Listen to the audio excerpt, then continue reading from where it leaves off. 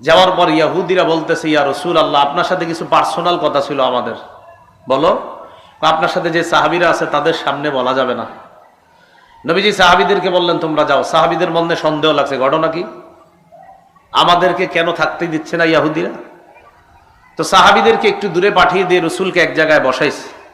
পিছনে একটা দেয়াল ছিল, সেখানে রসুলের সাথে কথা বলতেছে ইহুদিরা। আরেকজনকে পাঠাইয়া দিছে দেয়ালের উপর, যা ওখান থেকে একটা পাথর মারো নবীর উপরে।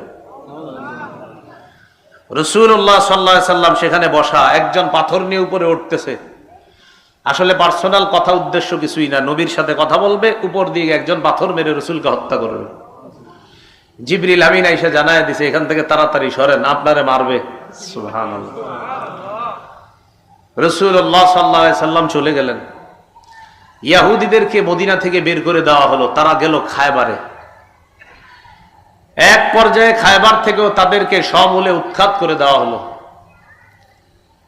মুসলমানদের উত্থান আর ইসলামের প্রচার প্রসার শুধু মদিনায় সীমা